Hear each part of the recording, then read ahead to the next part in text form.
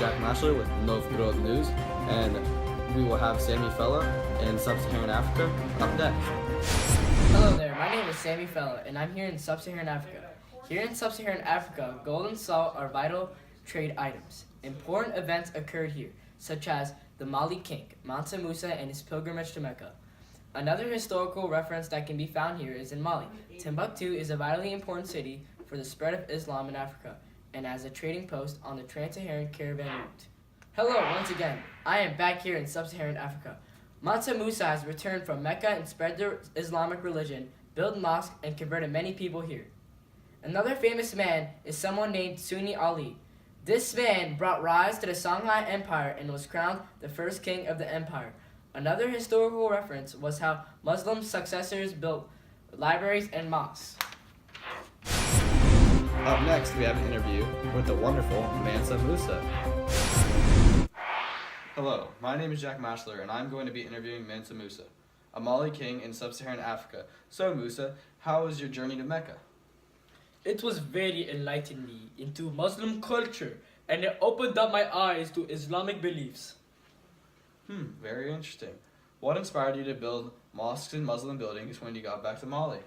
The Muslim culture showed me the ways of monotheism, and I want to bring it back to my homelands of Mali. Interesting. Do you believe building mosques will help spread the Islam in Sub-Saharan Africa? By building mosques, it makes me an environment for the people to go to and worship. Thank you for your time today, Mr. Musa. Have a wonderful evening. Thank you for your time. Bye.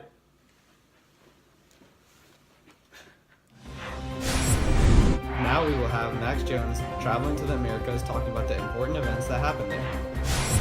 Hi, my name is Max Jones, and I'm currently standing on the grounds of the Americas. In the Americas, the Aztec city, Tenochtitlan, is one of the largest cities in the world and a big part of American trade. What I have noticed here is that the Aztecs are all living very militaristic lifestyles, and that is one of the main reasons why they rose to power. Incas also expanded, using their well-organized military. Here in the Americas, on my second trip, I noticed that they are willing to perform human sacrifices. Machu Picchu is most definitely a sight to see in the Andes Mountains, as well as the new and improved Chinampas farming system used to more easily grow crops. I found it very interesting that they changed from the traditional slash and burn farming technique into the Chinampas technique. I also found it interesting that they never adopted a new religion and they stuck with polytheistic views from 600 all the way to 1450. Now we will go to Jack Maschler with an interview with Charlemagne in Western Europe. Hey Charlemagne, how did you prevent the attacks from the Vikings? I kept control through military prowess and also ensured the loyalty of those conquered by setting up an administrative system divided into counties. An interesting way of governing. Why did you send out the Missy Dominici? In order to have eyes and ears over the land and to report to me of any abuses of power. How did you feel when the Pope crowned you emperor in 800? It felt great to be crowned as emperor because that symbolizes superior authority and that I'm the heir to the Roman throne. Thank you for your time. Hope you continue to rule successfully. No problem, Jack. I will most definitely rule. Now we'll have a commercial break. Hey, sir, did you just fall off your camel? Yes, I did. Then my camel saddle should be great for you. It helps you stay on. Really? Yeah. Oh my god, yes. Now try.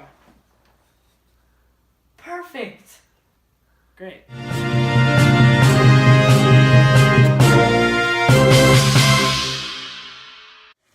Now we will go to Jack Maschler in Western Europe to talk about it. Hi, my name is Jack, and I'm standing here in Western Europe. During my first visit to Western Europe, Charlemagne was the ruler of during the Carolingian Renaissance, where he stressed education and was a large step of bringing Europe out of the Dark Ages. One of the most unifying sources in Western Europe was the Catholic Church. The Pope and the Church helped people get through the rough times and started the beginning of the Holy Wars, also known as the Crusades. The Crusades were initiated by Pope Urban II in order to retake control of Jerusalem or the Holy Lands from the Muslims. He initiated the First Crusade by telling the knights they would be relieved of their sins by fighting to take back Jerusalem. During my second visit, I noticed that Western Europe was bound together by feudalism. Feudalism is a social structure that relies on contracts of loyalty, land agreements, and the protection from invaders with a warrior class such as knights. Self-sufficiency is a part of feudalism that is very prominent. People relied on others in their feudalistic society for the goods and services they did not produce themselves.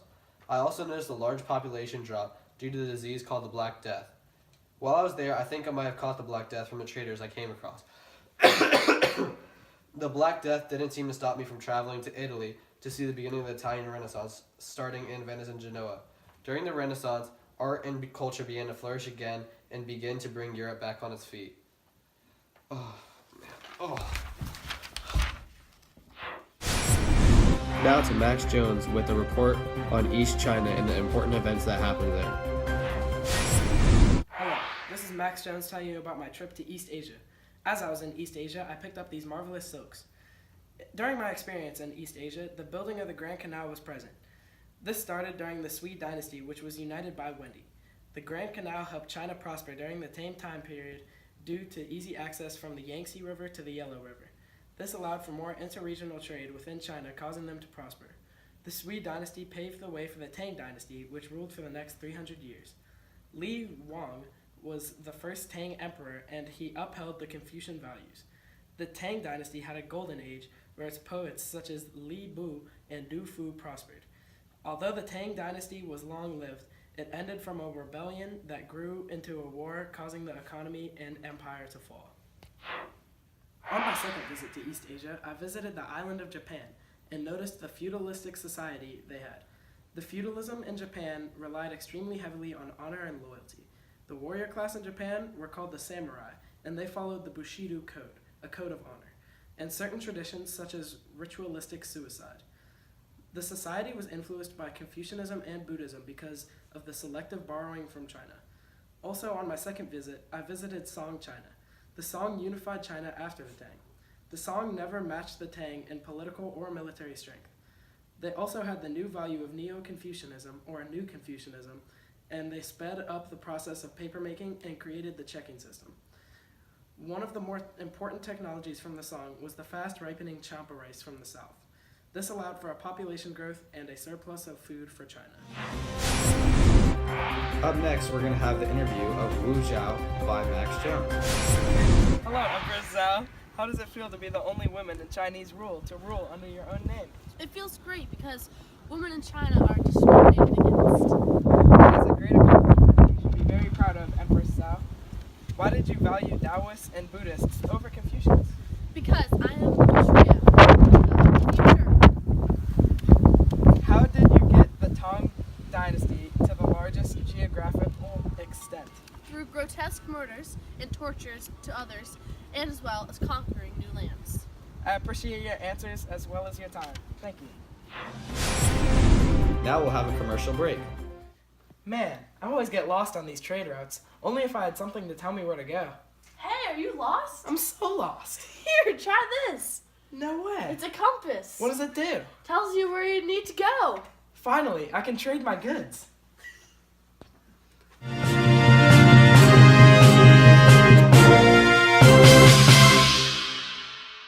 Here's Jack with a map review.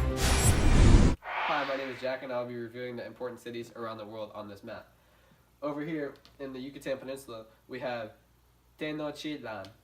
Over here in Mali, we have Timbuktu, and in the Swahili states, they consist of Kilwa, Mogadishu, and Mombasa. In India, we have Calicut. In China, we have Guangzhou. On the Malaccan Strait, we have Malacca. And on the Arabian Peninsula, we have Baghdad. Over here on the Iberian Peninsula, or Spain, in the middle, in 732, Battle of Tours occurred. Up here in Russia, we have Novgorod, which is where we get our newscast from. And that's all the important cities around the world. Thanks again. Now here's Sammy talking about 3 important cities. Hello, this is Sammy Fellah, and I'm going to be talking about 3 vital cities. The first city is located in Mali. Timbuktu is a major trading city for Mali. It has many libraries and it contains many universities. The second city we're going to go to is on the Yucatan Peninsula, Tenochtitlan. Tenochtitlan is a major trading city for the Aztecs, and it's the Aztec capital. Okay? For the third city, it's located in China.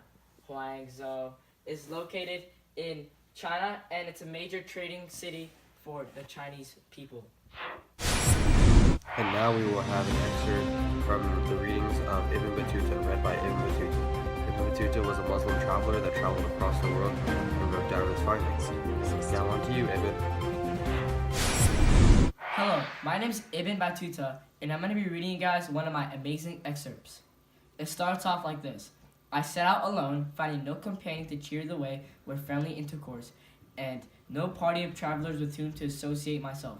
Swayed by an overmastering impulse within me, and a long-cherishing desire to visit those glorious sanctuaries, I resolved to quit all my friends and tear myself away from my home. My excerpt talks about the amount of sacrifice I had to make by leaving my home and family.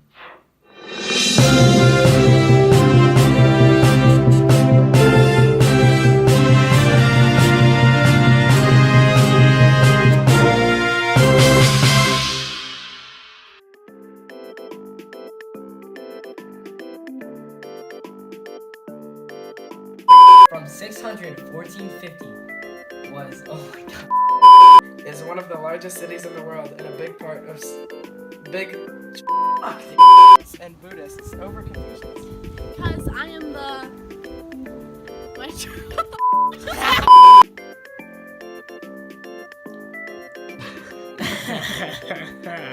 Give me a head nod, bro.